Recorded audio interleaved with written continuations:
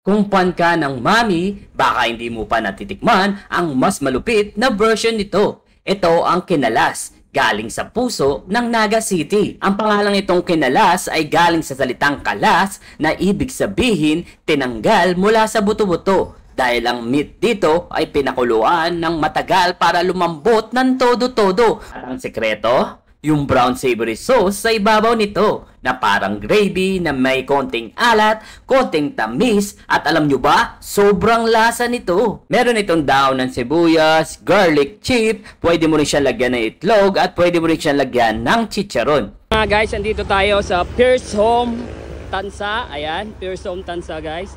Sa tapat niyan, makikita nyo guys itong kinalas ni Oragon. So bibisitahin natin yung kinalas ni Oragon, mga Bicolano. Ayan, bisitahin nyo to dito sa Cavite, kinalas ni Oragon. So ito yung menu nila, lugaw.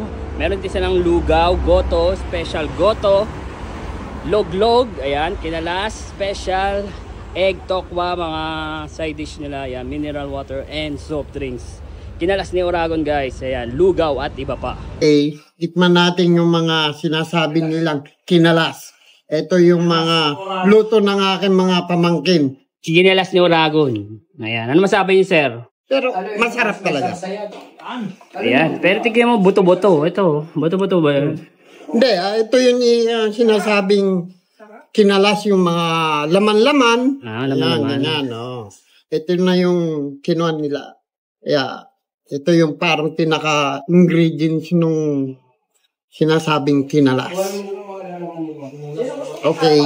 Subukan na natin kainin. Ako ayaw magtinapa. Ikaw, ikaw. Ayaw daw. Sarap. Okay. Sir, saan pa kayo galing yan? Galing pa kami ng Pasay. So, Pasay, dinayo nyo talaga dito? Ito. Nabalitaan lang namin na masarap daw yung kinalas dito. Kaya dinayo namin. Dinadayo dito sa, Pierce Home Tansa? So dumayo ka pa sir from Pasay to Tansa para tikman mo yan. Para matikman ko lang ito sinasabing kinalas.